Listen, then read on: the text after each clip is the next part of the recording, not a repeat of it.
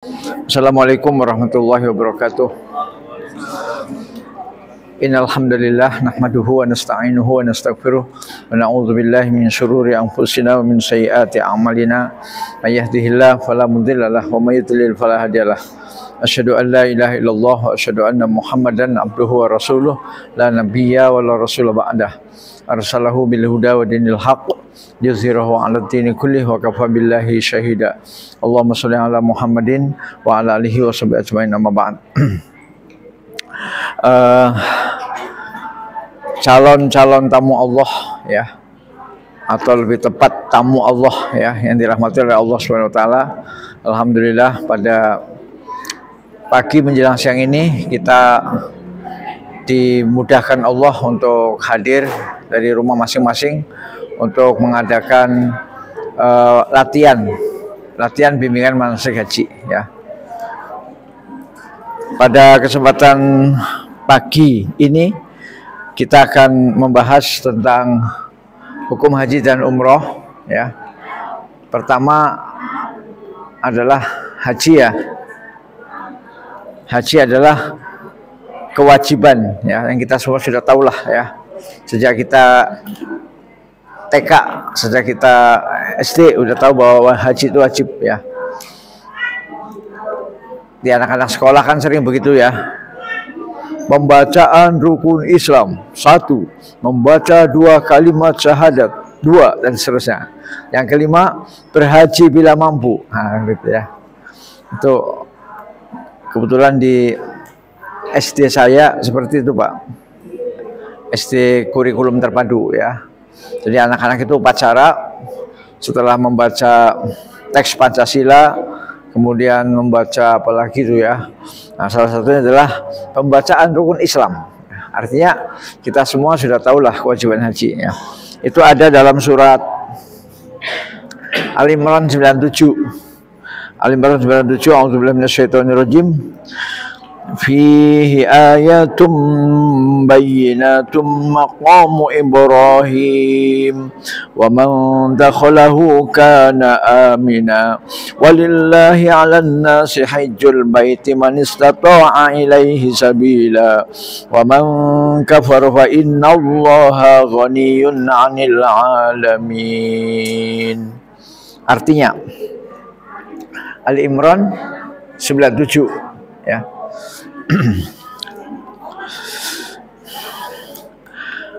Di sana terdapat tanda-tanda yang jelas, diantaranya makom Ibrahim. Barang siapa memasukinya, Baitullah, amanlah dia. Dan di antara kewajiban manusia terhadap Allah adalah melaksanakan ibadah haji ke Baitullah. Ya. Saya ulangi. Dan di antara kewajiban manusia terhadap Allah adalah melaksanakan ibadah haji ke Baitullah, yaitu bagi orang-orang yang mampu mengadakan perjalanan ke sana. Barang siapa yang mengingkari kewajiban haji, maka ketahuilah bahwa Allah Maha Kaya, tidak memerlukan sesuatu dari seluruh alam. Ya. Jadi ini yang pertama, ayatnya jelas, walillahi 'alan nasi hijjul baiti ya. Ini kan ayatnya panjang Pak Bu ya. Pertama, kalau ayat sebelumnya itu menjelaskan tentang apa? Rumah yang pertama kali dibangun ya. Inna awwala baiti wudi'a lin-nasi lalladzi bi Bakkata mubarakan wa hudal lil alamin. Ini ayat sebelumnya Bu ya. Ayat 96. Sesungguhnya rumah ibadah pertama yang dibangun untuk manusia ialah Baitullah di Bakkah. Bakkah ini maksudnya Mekah. Jadi ayat sebelumnya ya, ayat sebelumnya 96. Sesungguhnya rumah ibadah pertama ya, rumah ibadah pertama di Mekah bumi ini yang dibangun untuk manusia ialah Baitullah yang di Bakkah. Bakkah itu maksudnya Mekah, Mekah Bu ya. Yang diberkahi ya.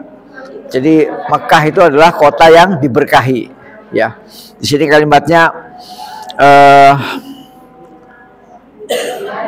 bibak kata mubaraka ya. Bibak kata mubaraka. Bakkah itu Mekah ya. Mubarak diberkahi, diberkahi Allah ya. dan menjadi petunjuk bagi seluruh alam. Ya, ini Mekah itu lahirnya petunjuk, ya, yaitu dengan kelahiran Nabi Muhammad SAW. Maka seluruh alam itu akan mendapatkan petunjuk, ya, akan mendapatkan hidayah, yaitu dengan diutusnya Nabi besar Muhammad SAW. Nah, kemudian fihi, di Mekah itu ayatum bayyinat, ada tanda-tanda kebesaran Allah yang jelas, yaitu apa? Maqamu Ibrahim, makom Ibrahim. Ibu-ibu jangan salah dengar, bukan makam, Bu, ya, makom. Kalau makam itu kan kuburan, ya. Ini makom, yaitu itu sebuah batu, Bu, sebuah batu yang dulu dipakai oleh Nabi Ibrahim untuk berdiri, ya, Bu, untuk mendirikan Ka'bah, ya, membangun Ka'bah, ya, membangun Ka'bah bersama putranya Ismail alaihissalam, ya.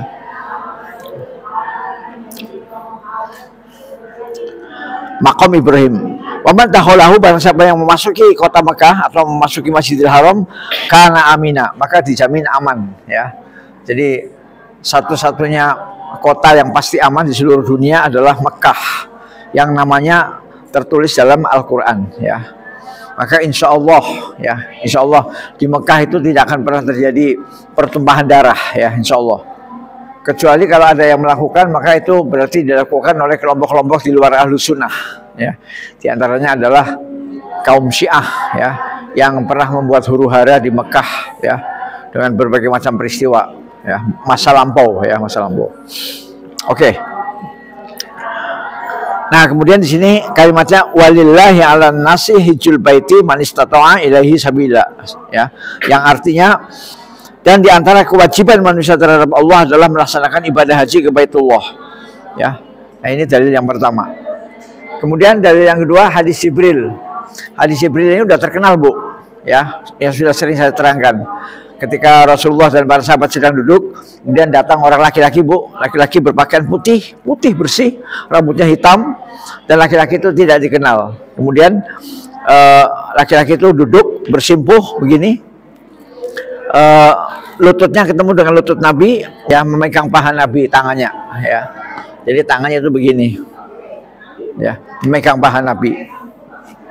Kemudian bertanya tentang terangkan kepadaku tentang Islam, terangkan kepadaku tentang iman. Nah, ketika menerangkan tentang Islam, maka di situ ada rukun Islam yang 5, ya, yaitu syahadat, sholat, zakat, puasa, dan haji. Nah, itu tentang wajibnya haji. Dan haji itu sekali seumur hidup, ya, jadi cukup sekali. Kalau sudah sekali udah gugur, ya, udah gugur, ya. Kalau dia mampu kaya tapi nggak mau, maka berarti dia telah meruntuhkan salah satu tiang daripada tiang Islam, ya. Jadi wajibnya hanya sekali. Beda dengan sholat.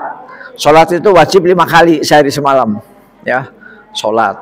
Puasa wajib tiap tahun, puasa Ramadan, ya. Zakat tiap tahun. Jadi yang tiap tahun itu puasa Ramadan sama zakat, itu tiap tahun tuh, ya. Tiap tahun itu mesti dikerjakan. Zakat mal, zakat kekayaan, dan saum Ramadan. Nah, tapi kalau haji cukup sekali seumur hidup, ya.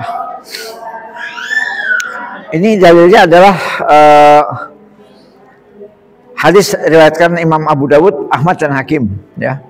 Jadi nanti kalau ibu-ibu memerlukan hadisnya, nanti bisa saya copy di grup, ya, di grup, ya. Jadi wajib sekali seumur hidup. Nah, selebihnya, ya, kalau misalnya ibu ada uang daftar lagi, maka ini adalah sunnah, ya.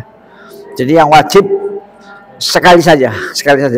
Nah, kalau misalnya ingin 2 kali, 3 kali, itu hukumnya sunnah, ya, tidak wajib. Dan untuk orang Indonesia ini saya rasa amat sangat sulit, ya. Kenapa? Karena setelah kita pulang haji belum boleh langsung daftar, belum boleh, nunggu 10 tahun, ya. Setelah nunggu 10 tahun, nanti berangkatnya lagi nunggu 25 tahun, ya. 10 tambah 25, 35 tahun, Masya Allah, ya. Luar biasa, ya. Jadi, nah, kemudian hukum umroh. Umroh itu hukumnya kalau di dalam kitab Minhajul Muslim, ya, Minhajul Muslim. Ya, Minhajul Muslim itu kitab dari Madinah, Bu ya, yang ditulis oleh ulama besar dari Aljazair, ya, Abu Bakar Aljazairi, ya, namanya Abu Bakar Aljazairi. Itu buku itu termasuk buku yang cukup lengkap lah antara akidah, keimanan dengan fikih, ya. Dan itu termasuk yang saya rindukan, Bu. Kenapa yang saya rindukan? Karena biasanya orang-orang buku itu hanya satu judul. Misalnya akidah Islam, udah akidah aja. Fikih nggak ada, akhlak nggak ada, Pak. Atau akhlak Islam, ya akhlak aja. Fikih nggak ada, akidah nggak ada. Nah, ini buku Minhajul Muslim ini, yang namanya Minhajul Muslim. Ini ternyata komplit, Bu, komplit. Akidahnya ada, akhlak dan adab ada, ya. Akidah itu keimanan, Bu ya, keimanan, keyakinan. Akidah ada, akhlak dan adab ada, fikih ada. Fikihnya mulai dari jihad sampai pembagian waris, ya. Sholat, puasa, zakat, haji ada semua, Bu, ada semua. Nah, itu menurut kitab Minhajul Muslim, hukumnya adalah sunnah wajibah. Nah, apa maksudnya? Dia sebenarnya aslinya itu sunnah, ya, aslinya sunnah. Tapi bisa tergolong wajib apabila dia berbarengan dengan haji, ya, karena ayatnya berbunyi Al-Baqarah 196, Bu ya, Al-Baqarah 196. Al-Baqarah 196. Di situ ada kata-kata auzubillahi minasyaitonirrajim wa atimmul hajja wal umrata lillah, ya. Sempurnakan haji dan umroh. Nah, di situ kata-kata pertama watim itu Allah memberikan kita untuk menyempurnakan, ya. Untuk artinya kalau bisa nih kita mengerjakan ibadah itu jangan setengah-setengah, ya. Kalau bisa jangan seperempat, jangan setengah. Kalau bisa full, sempurna. Apa yang perlu disempurnakan? Watimul hajja wal umroh, ya. Sempurnakanlah haji dan umroh. Nah, haji dan umroh dalam ayat ini itu satu paket, satu kalimat gitu loh. Wa atimul hajja wal umroh lillah. Dan sempurnakanlah haji dan umroh karena Allah. Nah, jadi berdasarkan hadis itu atau ayat itu, maka umroh itu hukumnya wajib, ya, wajib, ya. Aslinya sunnah, ya, asli menjadi wajib ketika misalnya kita mengambil hajinya haji tamattu, ya. Haji tamattu kan otomatis umroh dulu, Bu, ya. Jadi kita yang mau melakukan haji tamattu, kita umroh dulu, Bu. Umroh dulu 3 jam, ya. Habis itu selesai, lepas baju ihram, kemudian kita santai, ya. Santai, bebas lah, bebas jalan-jalan, belanja-belanja, shopping-shopping, ya. Nah, habis itu nanti kita nunggu tanggal 8 untuk melakukan haji. Nah, jadi kalau yang haji tamattu itu umroh dulu, habis itu istirahat, habis istirahat baru haji, ya. Nah, berarti kan itu satu paket, ya. Nah, sehingga benar, ya, kalau dikatakan sunnah wajib itu benar, ya. Artinya aslinya itu sunnah. Nah, aslinya sunnah karena ada haji yang cuma haji saja, namanya haji ifrad. Kan tata cara melaksanakan haji ada tiga macam tata cara melaksanakan haji. Ada yang ifrad, ada yang kiron, ada yang tamattu, ya. Kalau ifrad itu haji saja. Nah, umrohnya kapan-kapan terserah, ya. Bisa setelahnya, bisa seminggu setelahnya, bisa sebulan setelahnya, bisa tahun depan, ya. Itu yang ifrad, haji saja. Kemudian yang kiron itu haji dengan umroh sekali jalan, Bu. Jadi sekali jalan, sekali bekerja, niatnya dua, yaitu haji dan umroh. Itu namanya kiron. Nah, kemudian yang ketiga adalah tamattu. Nah, tamattu itu umroh dulu, habis itu bebas, habis itu haji. Nah, yang tamattu ini berarti kan satu paket, ya satu paket. Nah ini maka dikatakan sunnah wajibah, ya sunnah wajibah, karena itu satu paket dalam Al-Baqarah 196, ya. A'udzubillahi minasyaitonirrajim. Wa atimmul hajja wal umrata lillah, al-ayah, ya. Dan sempurnakanlah haji dan umroh. Di situ kalimatnya satu paket, satu baris, ya. Dan para ahli bahasa mengatakan kalau pakai ada wa biasanya itu tidak bisa dipisahkan, Bu, ya. Wa atimul hajja wal umrata lillah. Jadi sempurnakanlah haji dan umroh. Jadi kata-kata dan itu berarti menyatu. Ya, menyatu. Nah, ini tentang hukumnya, Bu, ya, hukumnya, ya. Mudah-mudahan jelas, ya. Nanti kalau nggak jelas bisa ditanyakan, ya, bisa ditanyakan.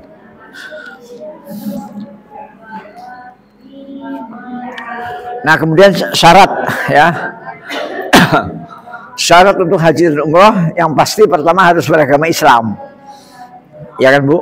Karena kalau belum beragama Islam, maka tidak ada kewajiban, ya. Bahkan tidak boleh orang non-Islam menginjakkan kaki ke kota Mekah, ke tanah suci, nggak boleh, ya. Ke Masjidil Haram nggak boleh, ya. Mekahnya saja nggak boleh, apalagi Masjidil Haramnya, ya. Maka syaratnya harus Islam, ya, Islam. Kemudian yang kedua berakal, jadi akalnya waras, Bu, akalnya sehat, ya. Yang ketiga balik itu artinya dia sudah lepas dari masa kanak-kanak, ya, sudah lewat dari masa kanak-kanak, sudah masuk masa dewasa, yang ditandai dengan laki-laki dengan mimpi basah dan wanita dengan head atau men, ya. Jadi kalau wanita sudah head dan men, laki-laki sudah mimpi basah, maka itu berarti sudah balik, ya, sudah balik, ya. Ini dalam hadis yang diriwayatkan oleh Imam Ahmad dan Abu Dawud, di sana disebutkan tentang tiga golongan, ya, tiga golongan yang tidak terkena hukum, ya. Tiga golongan manusia yang tidak kena hukum Allah, bebas, Bu, bebas. Bahasa Arabnya adalah rufi'al qalam, ya. Rufi'al qalam itu qalam itu pensil, ya. Qalam itu pena. Jadi kalau dia berdosa kan dicatat sama malaikat. Fulan nggak sholat, fulan nggak zakat, kan berarti dicatat. Nah kalau tidak dicatat itu berarti penanya diangkat, ya, diangkat. Itu namanya rufi'al qalam, ya. Dalam hadisnya itu berbunyi seperti itu, rufi'al qalam ala salasah, ya. Jadi pena diangkat bagi tiga golongan, ya. Nah terus saya terjemahkan pakai bahasa kita yang mudah, Bu. Kita terjemahkan pakai bahasa kita yang mudah, yaitu tiga golongan yang tidak terkena hukum. Tiga golongan yang tidak terkena hukum. Siapa? Pertama, orang gila hingga waras, ya. Jadi selama dia gila, ya, selama dia gila maka tidak terkena hukum. Mungkin orang gila itu mungkin makan babi, mungkin makan kotorannya sendiri, mungkin dia teriak-teriak maki-maki kita, atau mungkin dia nendang-nendang mobil, ya, dan lain-lain. Itu nggak ada hukumannya, nggak ada, namanya gila, ya. Sampai dia waras, ya, sampai dia dinyatakan oleh dokter spesialis rumah sakit jiwa, Pak, ini udah sembuh, udah waras. Nah, kalau sudah sembuh, udah waras, nah, baru kena hukum, ya, kena hukum. Selama dia gila nggak bisa, nggak kena pasal tuh, pasal sekian nggak kena, ya. Yang pertama, orang gila sehingga dia waras, ya. Kemudian yang kedua, anak kecil sehingga dia dewasa. Nah ini yang tadi saya katakan balik, ya.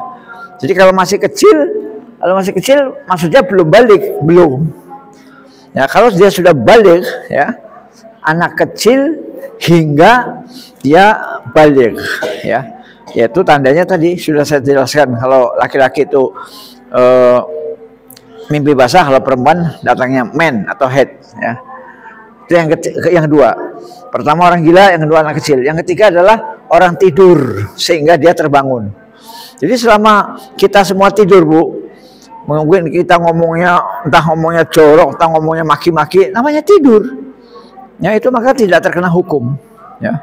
Atau mungkin kita nendang kawan sekasur tendang, sampai jatuh ke bawah, gubrek, ya. Itu nggak bisa dikenain pasal. Oh, ini telah melanggar hak asasi manusia karena apa? Menendang temannya satu tidur. Nggak bisa. Selama tidur dia bebas dari tidak terkena hukum sampai dia betul-betul bangun. Nah, ketika bangun, nah setelah bangun tidur kemudian berantem berkelahi, itu udah lain, ya. Ketika dia masih dalam posisi tidur, yang mungkin kita katakan mengigo, Bu, ya, mengigo, atau mungkin juga macam-macam lah, mungkin juga korek-korek lubang hidung, atau garuk-garuk di tempat yang rahasia, ya, garuk-garuk, ya. Atau mungkin melakukan hal-hal lain. Itu semuanya bebas dari hukum, Bu. Selama tidur, dia bebas hukum sampai dia terbangun. Nah, kalau sudah terbangun, baru kena hukuman Allah. Ya, maksudnya kalau dia melakukan hal yang baik, dicatat pahala. Kalau dia melakukan yang buruk, dicatat dosa. Nah, ini namanya rufi'al qalam. Ya, jadi ada tiga golongan manusia. Ini hadisnya riwayat Imam Ahmad dan Abu Dawud. Nah, jadi syaratnya Islam, berakal, balik, ya. Kemudian yang keempat, mampu, ya. Mampu ini ayatnya tadi yang sudah kita bahas tadi, ya. Man istata'a ilaihi sabila, bagi yang memiliki kemampuan. Nah, kemampuan itu pertama biaya untuk pribadi kita yang mau berangkat ini. Yang mau berangkat kan harus membayar, kan, bayar ONH, ya, atau BPIH, ya. Pokoknya mulai dari DP sampai pelunasan lah, wis, pokoknya itu aja. Kita ngasih DP kan 25 juta kan DP-nya, dan kita nunggu, Bapak Ibu saya kira nunggunya 15 tahun ya? 12 ya? 12 tahun ya nunggunya? Ya, iya rata-rata kita 12 lah, 12 ya. 14 ya, ya sekitar 12-14 tahun lah, ya. Bersyukur, Bu, kalau Ibu sekarang baru setor, nanti berangkatnya tahun 2045, ya, 2045. Biaya untuk kita pribadi, ya, untuk kita pribadi. Minimal untuk setoran lunas sampai kepada pemerintah lah, sebagai pengelola haji, ya. Diawali dari DP sama pelunasan, ya. Adapun misalnya apa namanya untuk beli oleh-oleh itu nggak wajib itu, Bu, nggak wajib. Misalnya, Ustadz, saya sudah setor 25, saya sudah pelunasan, tapi saya nggak punya uang untuk beli oleh-oleh, itu nggak wajib. Udah berangkat aja. Ya, kalau nanti di jalan dapat rezeki dari langit, ya syukur, alhamdulillah. Ya. Kemudian yang kedua, biaya untuk keluarga yang ditinggal. Ya, jangan sampai keluarga yang ditinggal mati kelaparan gara-gara tidak diberi bekal gitu. Nah, jadi kita beri bekal. Kita beri bekal kepada, kalau yang berangkat suami berarti bekalnya untuk istri di rumah. Kalau yang berangkat istri atau ada mahramnya, misalnya ibu sama anaknya, kemudian bekalnya ya untuk yang di rumah, ya. Untuk cucu segala macam. Pokoknya yang tinggal di rumah kita lah, ya. Dalam hal ini yang contoh gampangannya misalnya suami berangkat, ya, maka istri jangan sampai kelaparan, jangan sampai minta-minta jadi pengemis. Ketika ditanya, Bu, kok jadi pengemis? Ya, suami saya haji gak ninggalin uang. Waduh, itu sangat memalukan sekali, ya. Istrinya jadi pengemis di lampu merah, ketika di sweeping sama ibu wali kota, Ibu kerjanya apa? Punya suami enggak? Suami punya. Mana suaminya? Suaminya lagi haji. Nah, haji gak ninggalin uang. Nah, jangan sampai, ya. Nah, kemudian yang keempat ada kendaraan. Nah, kendaraan itu ya berarti ada pesawat, ada kapal, ada mobil segala macam, ya.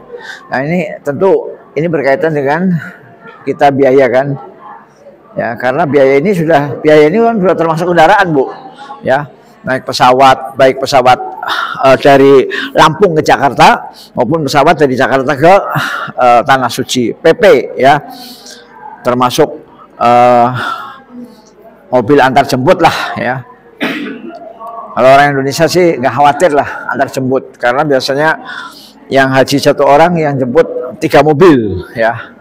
Itu udah biasa tuh orang Indonesia.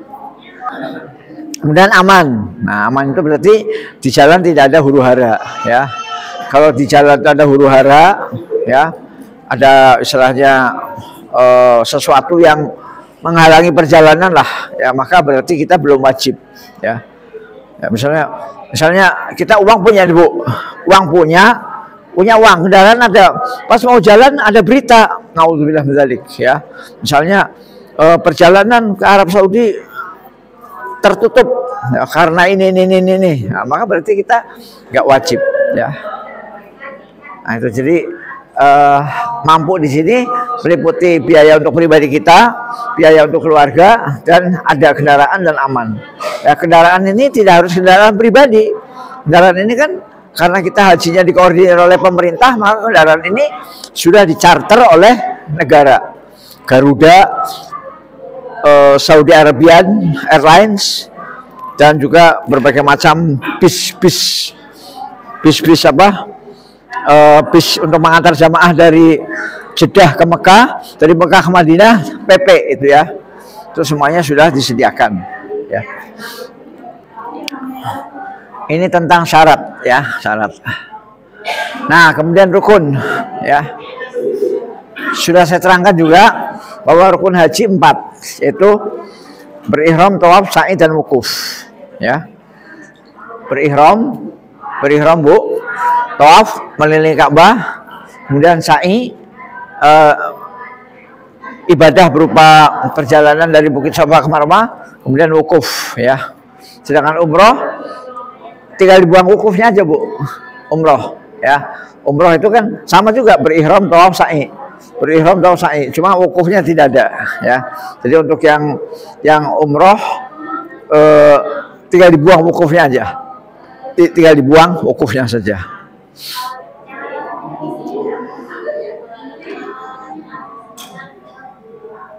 Nah, itu tentang rukun, ya. Rukun itu, ibu-ibu sekalian, bapak-bapak, rukun itu adalah sesuatu yang harus kita penuhi. Yang apabila rukun itu tidak terpenuhi, maka haji kita tidak sah dan batal, ya. Batal dan tidak sah. Artinya apa? Harus diulang di tahun-tahun yang akan datang. Nah, kalau sudah berpikir diulang, kita menangis, Bu. Kenapa menangis? Ya, itu tadi. Harus sebelum setor, harus nunggu 10 tahun. Habis itu setor, setelah itu baru nunggu 25 tahun. Ya. Nah, itu jadi rukun ini, Bapak Ibu sekalian, adalah sesuatu yang harus dipenuhi. Yang kalau rukun ini tidak dipenuhi, maka hajinya batal, hajinya tertolak, tidak sah, ya. Artinya rukun ini harga mati, Bu, nggak bisa ditawar-tawar, ya, harga mati.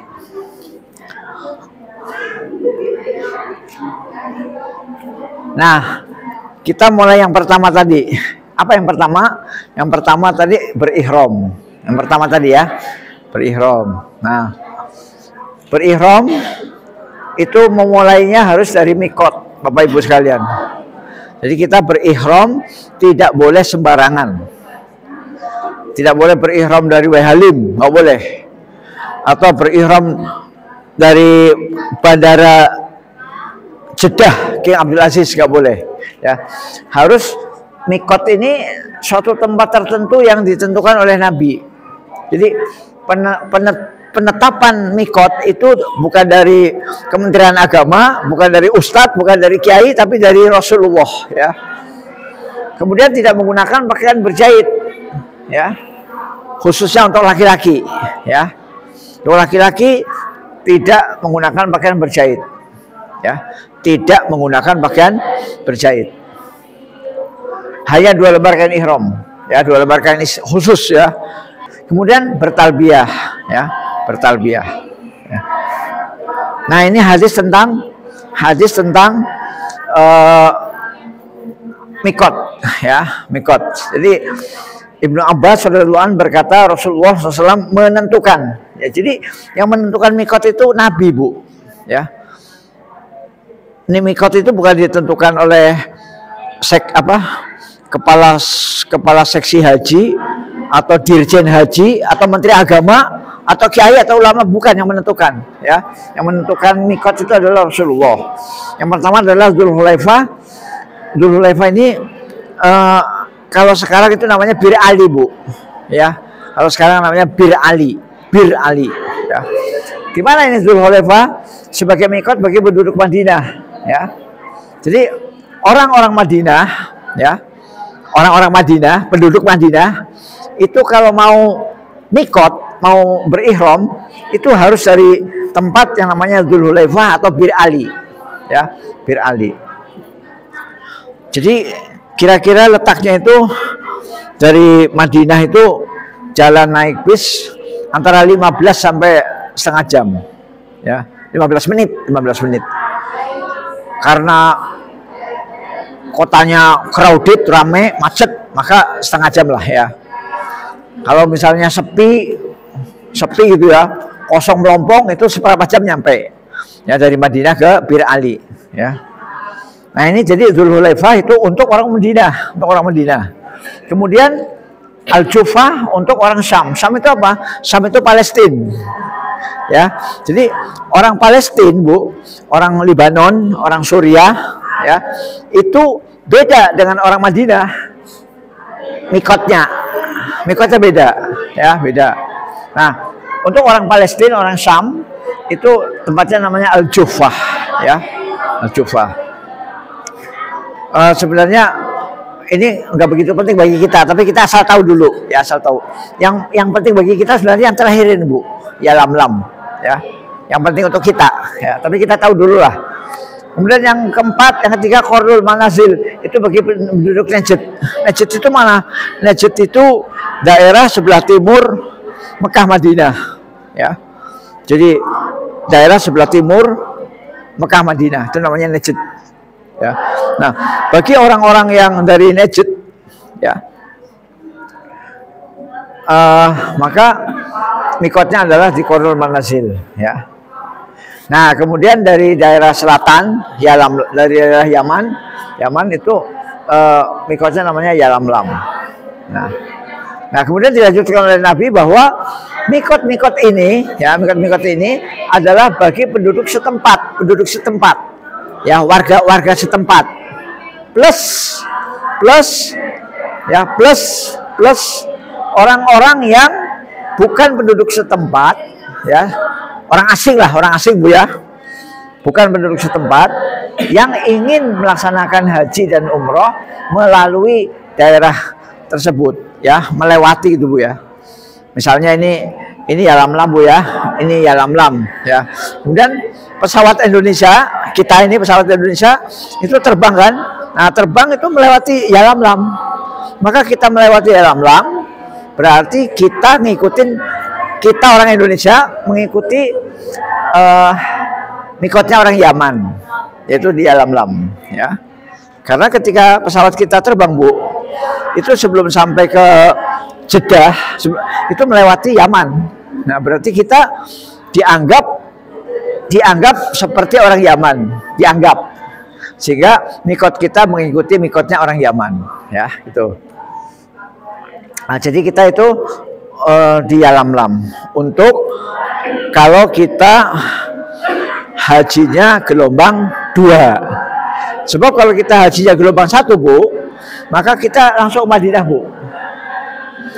Jadi di Indonesia ini pemberangkatan itu ada 2 tipe, ada gelombang 1, ada gelombang 2, ya.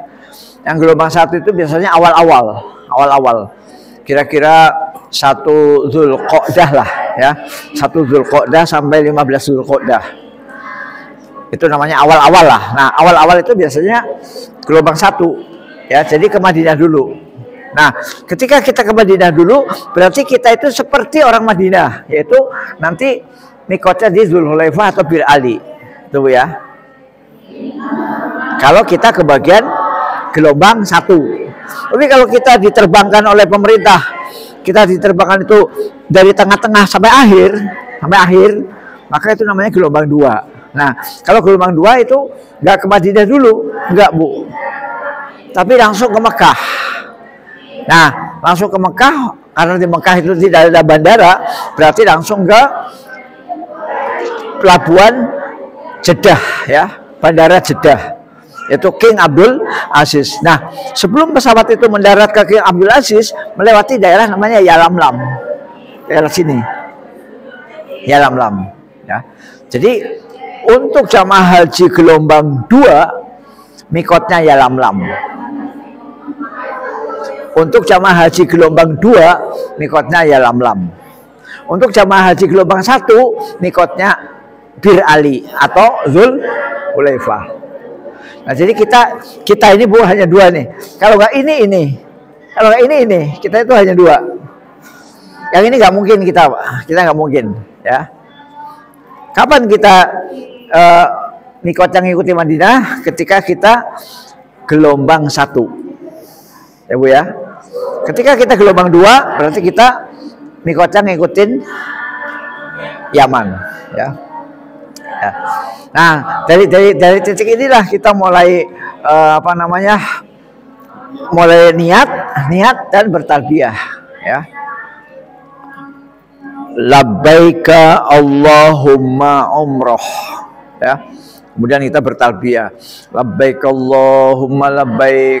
Nah, untuk bapak-bapak suaranya keras, untuk ibu-ibu suaranya lirih, ya. Ya. Baik bagi yang gelombang 1 maupun bagi yang gelombang 2 sama, ya. Sudah mengucapkan labbaika Allahumma umroh. Dan disambung dengan labbaik Allahumma labbaik, labbaik la syarika lak labbaik, innal hamda wan ni'mata laka wal mulk la syarika lak. Terus, ya, terus mengucapkan itu. Nah, ini tentang mikot, ya. Kemudian larangan ihram. Larangan ihram ini serius, ya. Makanya ihram kalau lama-lama kita berat, Bu. Kalau kita lama-lama berihram itu berat. Kenapa? Karena harus menjaga larangan ini, ya. Larangan ini. Maka haji yang paling enak itu adalah haji tamattu, ya. Karena tamattu berasal dari kata mata. Mata itu artinya bersenang-senang. Ya, mata artinya bersenang-senang. Kenapa? Karena kalau kita haji tamattu kan umroh dulu, Bu, ya. Dan umrohnya itu kan hanya 3 jam. Hanya 3 jam. Artinya kita berihram itu hanya 3 jam. Habis itu lepas. Nah, ketika lepas berarti kan ini nggak kena larangan lagi, gitu loh. Tapi kalau haji ifrad sama satunya lagi Qiron, itu pas baru datang ke Mekah melakukan tawaf kudum, ihramnya itu nggak lepas-lepas, dipakai terus, ya. Lama itu pakai ihramnya kalau haji ifrad sama Qiron, ya. Asal sudah memakai kain ihram, kemudian melaksanakan tawaf kudum, namanya tawaf pembukaan, maka dia misalnya hajinya masih lama, hajinya misalnya 2 hari lagi, ya dia pakai ihram terus. Nggak bisa dilepas, nggak bisa. Melepas ihram hukumannya berat, yaitu harus motong kambing, ya. Nah, yang paling enak itu haji tamattu, yaitu diawali dengan umroh, ya, habis itu lepas ihram, ya. Nah, larangan ihram itu ini pertama larangan menutup kepala. Ini tutup kepala nggak boleh ini, Pak. Ya, jadi jangan lupa bapak-bapak ini nanti ketika kita berihram jangan sekali-kali pakai ini. Ini simpan ini, simpan. Kepala harus buka begini, ya. Yang pertama. Kemudian mencukur rambut dan memotongnya walaupun sedikit, ya. Baik itu rambut kumis, rambut jenggot, rambut alis mata, rambut ketiak, pokoknya semua rambut, termasuk rambut kemaluan, ya. Tidak boleh mencukur pada saat sedang berihram. Nah, kalau belum berihram, belum mandi, boleh, bagus itu. Kalau kita belum berihram, ya, atau kita baru persiapan akan berihram, baru akan mandi, nah itu memang dianjurkan seperti itu. Sebelum mandi, kita dianjurkan untuk motong kuku, ya, mencukur rambut-rambut, ya, sekali rambut dicukur. Tapi kalau sudah berihram nggak boleh, kalau sudah berihram, ya. Satu, menutup kepala. Dua, mencukur rambut. Yang ketiga, memotong kuku. Ya, kuku dengan rambut sama, nggak boleh. Baik kuku tangan maupun kuku kaki. Ya, ketika sedang berihram tidak boleh potong kuku, tidak boleh potong rambut. Ya, yang keempat, menggunakan wangi-wangian di badan, ya, atau di kain, ya. Jadi kalau misalnya hanya megang botolnya aja begini Bu, botolnya dipegang begini, itu nggak apa-apa, namanya megang botol kan, botol. Tapi kalau botolnya dibuka kemudian, itu nggak boleh, ya. Jadi menyentuh ini maksudnya bukan botolnya, bukan, maksudnya minyaknya, ya, baik di kain ihram maupun di kulit kita, ya. Kecuali untuk laki-laki sekali saja setelah mandi, ya. Jadi untuk laki-laki setelah mandi kemudian pakai anduk, badannya itu boleh dipakai minyak wangi, ya. Setelah itu pakai kain ihram yang 2 lembar itu Pak, yang 2 lembar. Kemudian semua yang berjahit dilepas lah ya, semua yang berjahit dilepas, termasuk daleman-daleman, lepas semua, ya. Pokoknya polos gitu aja, polos, gak ada apa-apa, ya. Hanya kain sarung yang kain ihram yang berfungsi sebagai sarung dan yang menutup pundak, ya. Jadi kalau yang laki-laki setelah mandi boleh Pak, setelah mandi itu pun sekali aja, ya. Tapi setelah kain ihram yang dipakai nggak boleh lagi, ya. Jadi wangi-wangian, ibu-ibu juga ya. Kemudian mengenakan pakaian yang berjahit secara mutlak itu nggak boleh. Jadi semua yang berjahit, bapak-bapak tolong ingat-ingat, yang berjahit itu harus lepas. Mau kaos oblong, kaos singlet, mau selempang, mau celana dalam, lepas semua, lepas. Ya kan orang luar kan nggak ngelihat kan ketutup kan. Emangnya orang luar punya teropong? Nggak mungkin, nggak, ya.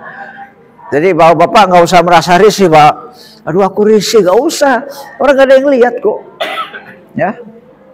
Nggak ada yang lihat. Ketutup kan, ketutup itu, tutup, ya. Jadi jangan sampai, soalnya udah dibilangin begini, tetap nanti ada yang kecolongan Pak. Itu ada yang pakai anduk Pak, anduk hotel ke bawah, masih nempel di badan tuh. Baru ketahuan setelah sampai di Mekah. Anduk hotel, anduk, ya. Padahal anduk hotel itu kalau nggak salah berjahit itu, ya, berjahit. Ya. Kemudian membunuh hewan buruan darat, ya. Apakah itu kambing, kancil, terwelu, marmut, ayam, pokoknya hewan-hewan yang biasa dipakai untuk yang biasa diburu gitu. Nah, kita tidak boleh memakan atau menangkap atau membunuh, karena kan sebelum dimakan kan dibunuh dulu kan. Iya dong, sebelum dimakan kan dibunuh dulu. Nah, jadi membunuh ini adalah dilarang, ya. Membunuh hewan buruan darat, ya. Hewan buruan, ya. Hewan buruan, bukan nyamuk, bukan. Kadang-kadang bapak-bapak semakin takutnya, bapak ibu semakin takut itu, boleh nggak mau nyamuk gitu? Nyamuk kan bukan hewan buruan, ya. Hewan buruan, ya. Kan orang berburu kan biasanya untuk makan tuh, misalnya nembak kancil, biar, ya. Kemudian tolong ya hewan ya. Kemudian rofas, apa itu rofas? Melakukan perbuatan yang mengarah kepada birahi, ya. Apakah itu mulai dari raba-raba sampai mencium dan seterusnya, ya. Pokoknya yang membangkitkan nafsu birahi. Ini termasuk larangan keras dalam berihram. Kemudian melaksanakan akad nikah atau melamar, ya. Sekedar melamar, meminang itu nggak boleh. Apalagi menikahkan. Saya nikahkan kamu dengan anak saya yang bernama Rohana dengan mas kawin 100 gram emas dibayar tunai. Nah, itu nggak boleh, ya. Jadi ketika sedang berihram tidak boleh akad nikah, ya. Baik akad nikah untuk diri sendiri maupun untuk orang lain, untuk anak kita nggak boleh, ya. Dan melamar juga nggak boleh, sekedar melamar, ya. Sekedar melamar misalnya, Pak Bu, bagaimana kalau anak ibu nanti untuk anak saya? Nah, sekedar melamar itu nggak boleh, ya. Sekedar melamar nggak boleh, apalagi akad nikah. Nah, yang terakhir, yang paling sangat-sangat berbahaya itu yang terakhir ini, ya, yang sangat-sangat berbahaya ini, yaitu melakukan hubungan suami istri, ya. Maka bagi yang hajinya suami istri, apalagi masih pengantin baru, itu harus betul-betul jaga jarak, ya, jaga jarak. Jaga jarak itu bukan berarti 2 meter gitu, bukan, ya. Maksudnya di dalam hatinya harus betul-betul steril, ya. Jangan di dalam hatinya punya rencana, nanti di depan Ka'bah mau pelukan, nggak boleh begitu, ya, nggak boleh. Harus betul-betul steril, ya, steril dari syahwat. Nah, bagaimana hukuman bagi pelanggar ihram? Hukumannya, ya, ini penting untuk diperhatikan. Kalau kita melanggar larangan ihram, ada hukumannya, ya. Karena ihram itu sesuatu yang apa ya, yang sakral itu, nggak boleh main-main itu ihram, nggak boleh main-main. Melanggar hukumannya, ada hukumannya. 1, larangan 1 sampai 5. Wah, larangan 1 sampai 5 apa sih? Kita buka lagi. Siapa tahu kan bapak-bapak lupa kan? Siapa tahu kan lupa. 1 sampai 5 nih, 1 sampai 5. 1, 2, 3, 4, 5, ya kan? Nah, ingat-ingat ini. 1, menutup kepala nih, tutup kepala, ya. 1, tutup kepala. Yang kedua, mencukur rambut, ya, rambut. Termasuk rambut hidung ini, rambut hidung. Yang ketiga, kuku, ya. Tutup kepala, rambut, kuku, ya. Kemudian wangi-wangian, parfum. Kemudian pakaian berjahit, ya. Nah, itu namanya 1 sampai 5. 1 sampai 5. 1, 2, 3, 4, 5. Ya, sampai sini Pak, ya, sampai sini nih, sampai sini. Nah, itu hukumannya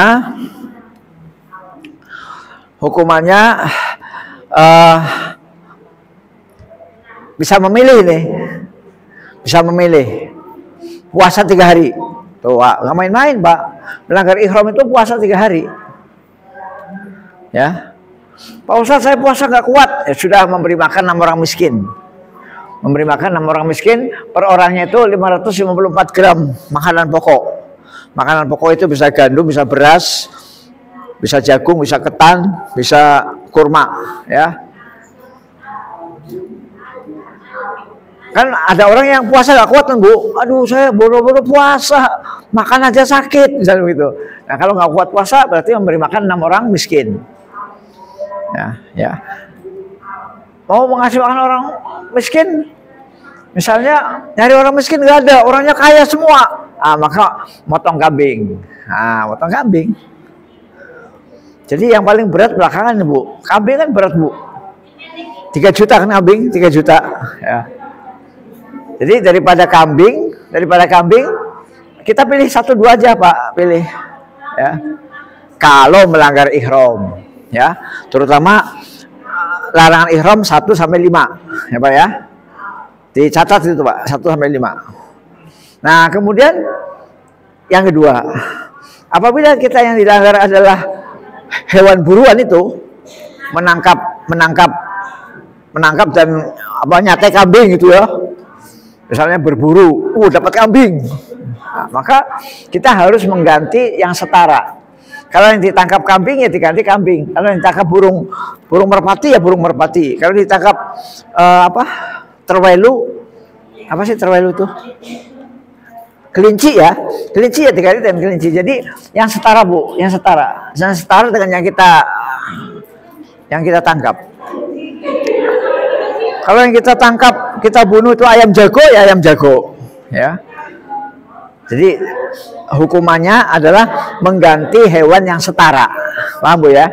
Yang ketiga, nah ini yang ketiga, yaitu hal-hal yang mengarah pada birahi seperti berciuman dan segala macam. Ya, belum sampai hubungan badan, belum, hanya membuat nafsu kita tegang, ya, maka memotong kambing, ya, memotong kambing, ya. Nah, makanya hati-hati, ya. Jadi ketika berihram jangan sekali-kali melakukan hal-hal yang membangkitkan syahwat, membangkitkan birahi, karena itu hukumannya adalah memotong kambing, ya. Jadi ihram ini jangan main-main Bu, Pak. Ihram ini penting sekali, ya. Nah, kalau sampai yang keempat, innalillahi wa inna ilaihi raji'un, ya. Yang keempat ini sudah final, ya. Pertama memotong onta, ya. Mana onta? Ah, ini memotong onta, ya. Hajinya batal Bu. Hajinya nggak sah, batal. Tetapi meskipun batal, dia harus meneruskan hajinya sampai selesai. Hajinya harus diteruskan sampai selesai, tapi hajinya nggak dinilai, 0. Ya, batal hajinya, ya. Kemudian dikodok tahun depan atau tahun yang akan datang, ya. Nah, ini makanya ini jangan sampai, ya. Ini jangan sampai, ya. Ini jangan sampai dilakukannya karena hajinya batal, kemudian wajib memotong onta. Onta itu mahal loh Pak. Mahal onta itu. Onta itu sekitar antara 20 juta ke atas lah, ya.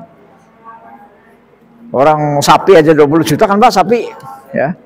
Jadi ini harus hati-hati, ya, terutama yang pengantin baru, ya. Kalau mau ya nanti setelah selesai ihram, nanti sabarlah, ya. Cari kamar barokah, ya, ada kamar barokah disewa, tuh, ya. Jadi ini jangan sampai hubungan badan karena hajinya batal Bu, 0, hajinya 0. Tapi meskipun batal bukan berarti ya wes aku tak turu, enggak, tetap dia harus ikut, wajib meneruskan, ya, meneruskan sampai tuntas meskipun nggak ada nilainya, 0, ya. Dan dia memotong unta serta mengkodok atau mengulangi di tahun-tahun yang akan datang, ya. Inilah tentang bahaya itu tadi, ya. Jadi hari ini mungkin sampai di sini dulu. Kita pelan-pelan. Kalau sekaligus saya sampaikan blek gitu nanti malah ibu-ibu, bapak-bapak malah pusing mengingatnya. Jadi yang ihram dulu, ini ihram dulu, ya. Nanti setelah itu baru tawaf, baru itu sa'i, ya. Baru setelah itu kita praktek, ya Pak. Prakteknya bulan apa? Januari, ya. Jadi insya Allah nanti sebelum Januari kita sudah akan menuntaskan yang tawaf sama yang sa'i, ya.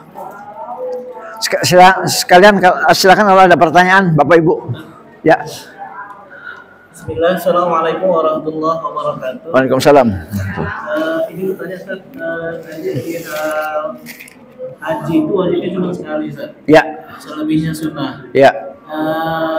Misal saat kita sudah haji, boleh nggak kita membadalkan orang tua atau ya. sudah meninggal? Ya. Baik.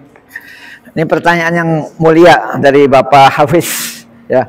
Jadi kalau kita sudah pernah haji, ya, maka untuk haji yang sekarang ini berarti kan haji kedua kan. Nah, kalau haji kedua kemudian kita niatkan untuk membadalkan ibu kita, bapak kita, kakek kita, nenek kita, maka hukumnya adalah boleh, ya, boleh.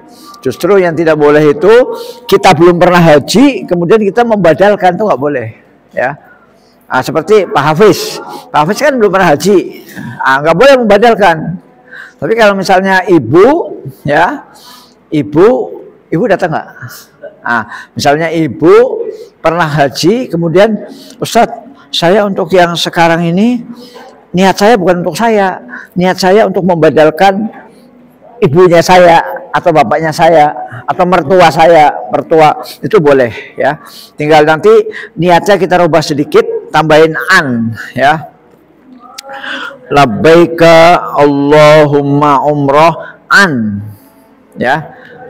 Sebutkan nama orang yang kita badalkan, ya. Misalnya yang kita badalkan misalnya bapak kita namanya Ibrahim atau bapak kita namanya Johan, ya, labbaika Allahumma umroh an Johan. Disebutkan Johan bin siapa? Johan bin siapa lah itu. Jadi tinggal tambahin an aja, an, ya. An itu artinya dari, ya.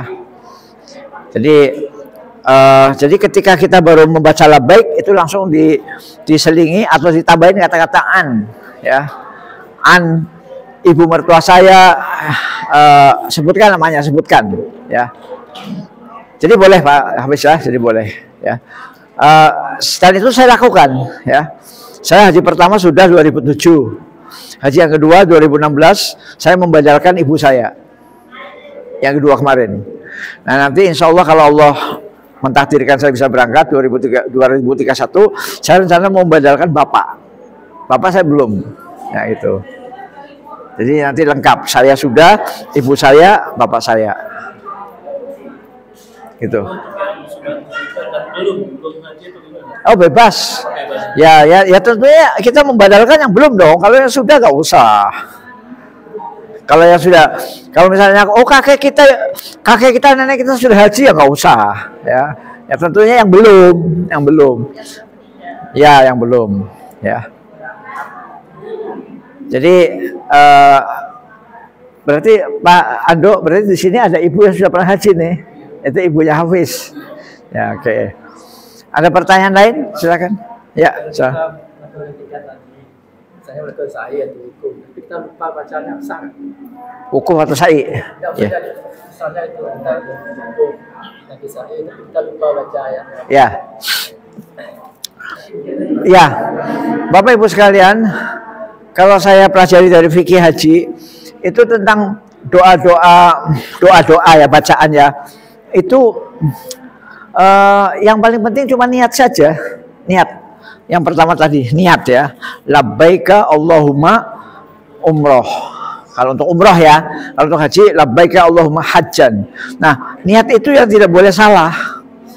Niat itu, niat awal itu yang nggak boleh salah dan nggak boleh diterjemahkan ke dalam bahasa Indonesia, nggak boleh. Ya. Jadi yang paling vital, yang paling pokok ya, yang akan menyebabkan sah tidaknya haji kita, umroh kita itu adalah niat, ya. Maka kalimat labbaika Allahumma umroh itu harus betul-betul kita nggak boleh lupa, ya. Kalau lupa ya lebih baik kita catat aja, kita catat di buku, kita baca ya, labbaika Allahumma umroh. Kalau haji labbaika Allahumma hajjan, ya. Nah selebihnya itu termasuk bacaan-bacaan yang hukumnya sunnah, ya. Misalnya kita keliling Ka'bah, ya. Kita harus baca, memang harus baca, tapi tidak harus bacaannya putaran pertama baca ini, putaran kedua baca ini, putaran ketiga baca ini. Nah, itu tidak ada. Jadi kita baca semampu kita, ya. Yaitu misalnya kita membaca tasbih, ya. Dan itu hukumnya sunnah, ya. Karena kita diperintahkan untuk berzikir, ya. Nah, berzikir itu bisa, masa iya sih kita yang sebesar ini nggak bisa baca tahlil? Kan bisa kan? La ilaha illallah, la ilaha illallah, boleh. Atau takbir, Allahu Akbar, ya. Jadi yang penting kita zikir, ya. Bisa takbir, bisa tahlil, bisa tahmid, bisa gabungan. Ya, kalau gabungan adalah subhanallah walhamdulillah wala ilaha illallah Allahu akbar, itu gabungan Pak, ya. Subhanallah walhamdulillah wala ilaha illallah Allahu akbar, itu gabungan 4 itu Pak, ya. Ya insyaallah kita semua bisa lah, ya. Subhanallah walhamdulillah wala ilaha illallah Allahu akbar, ya. Jadi gitu. Jadi atau misalnya kita hanya baca kulhu, baca ayat Quran, boleh Pak. Bapak tawaf mengelilingi Ka'bah ya, hanya baca kulhu, ya, qul huwallahu ahad Allahu samad lam yalid wa lam yulad, boleh. Karena bacaan Quran itu kan zikir juga, ya, zikir. Jadi ketika kita tawaf, ketika kita sa'i itu baca zikir, ya. Jadi jangan khawatir, ya. Itu hukumnya sunnah. Ya, sunnah. Nah, cuma jangan sampai berhubung sunnah akhirnya kita nggak baca bablas, jangan. Tetap kita baca, tapi baca semampu kita. Ya, misalnya kita, Ustadz, saya hanya bisa baca Al-Fatihah, ya udah baca Al-Fatihah. Ya, Ustaz saya hanya bisa baca kulhu, ya kulhu. Ustaz saya hanya bisa bersalawat kepada Rasulullah, baca salawat. Allahumma sholli ala Muhammad wa ala ali Muhammad kama shallaita ala Ibrahim wa ala ali Ibrahim wa barik ala Muhammad itu ya. Nah gitu. Yang penting ketika tawaf sa'i jangan sampai Pancasila satu ketuhanan. Yang penting jangan itu. Ya. Terus pasang banner gitu ya. Pasang banner. Kami NKRI sejati, kami Pancasilais, ada bannernya gitu. Nah, itu nggak boleh, Pak. Itu pemerintah Saudi pernah marah, ya. Nah, jadi yang penting silakan baca apa saja, ya. Zikir-zikir yang pernah diajarkan oleh Nabi. Baik zikir itu yang kecil, ringkas maupun yang agak panjang, bebas, Pak. Ya. Baca ayat-ayat pendek juga boleh. Kulhu, qul a'udzu birabbin nas, qul a'udzu birabbil falaq, Al-Fatihah boleh, ya. Jadi jangan khawatir. Karena yang prinsip itu adalah memutar 7 kali. Kalau misalnya Bapak tawaf, Pak ya, tawaf kan keliling 7 kali kan. Bapak mengambil inisiatif, saya 5 kali aja nggak sah. Jadi haji dan umroh ini lebih banyak ibadah fisik, ya. Sedangkan yang bacaannya tadi itu adalah penyempurna. Yang inti itu adalah misalnya tawaf. Tawaf itu apa sih? Tawaf itu berzikir mengelilingi Ka'bah 7 kali. Kemudian Bapak bilang, saya mau 5 kali aja, nggak sah. Saya mau 10 kali karena saya kuat. 7 kali itu terlalu enteng. Saya mau 10 kali, nggak sah. Harus 7. Nah, demikian juga sa'i, ya. Nah, adapun bacaan-bacaan itu adalah sifatnya sunnah, ya. Cukup Pak ya. Nah, jadi jangan ragu-ragu Pak. Ada lagi Ibu? Barangkali ada yang mau bertanya. Oh ya, silakan Pak. Ya. Ya. Masalah mikot. Mikot. Itu apakah di dalam haji itu sekali mikot? Pokoknya kita berangkat ke kota kedua ya. Ya, gelombang kedua. Itu kan melalui ya Lam-Lam. Ya. Berarti mikot 1 kali di situ. Terus saja. Mikot, kemudian kita masuk ke Makkah, gitu kan. Lakukan umroh. Setelah umroh, kemudian tanggal 8 kita lakukan ibadah haji.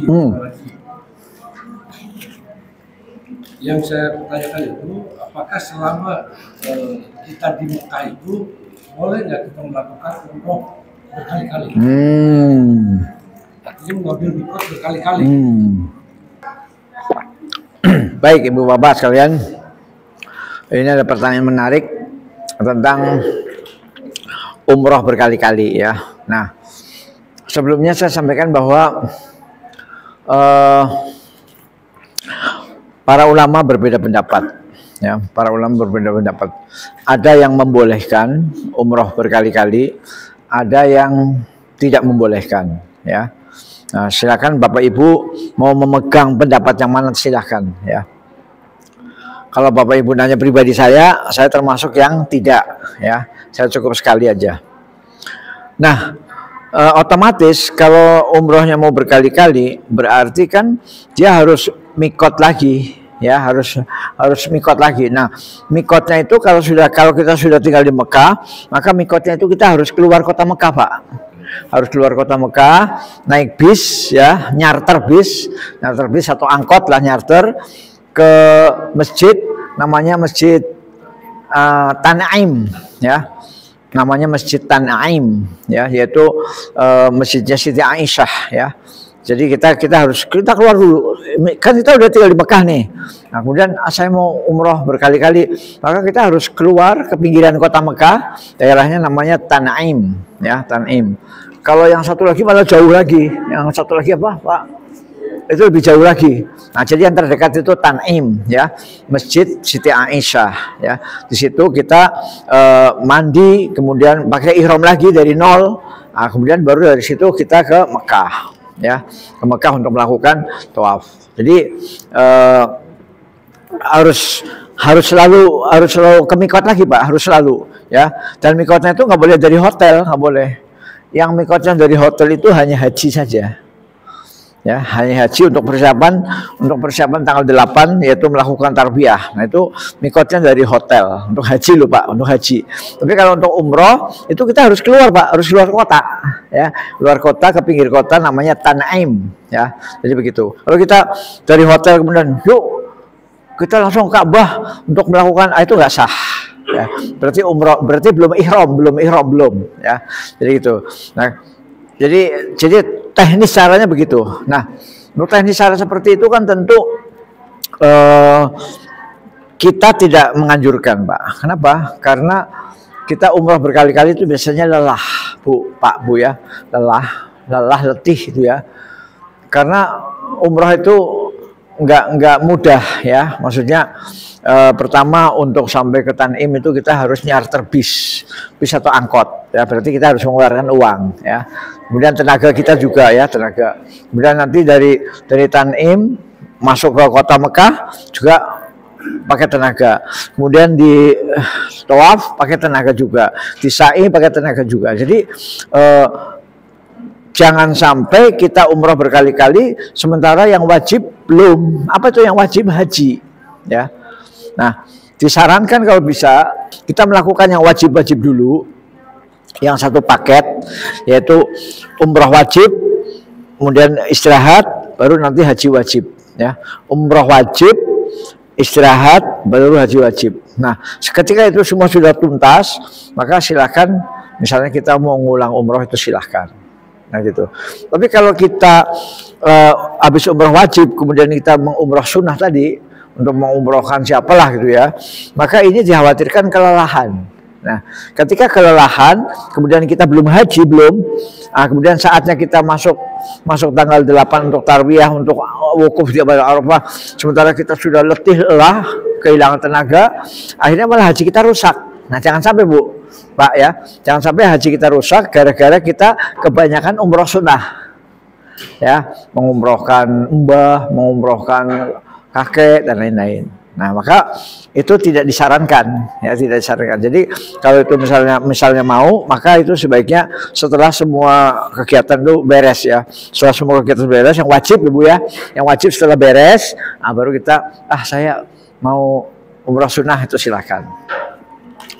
Jadi tentang hukumnya sendiri para ulama berbeda pendapat. Kita tidak perlu mempertajam ya.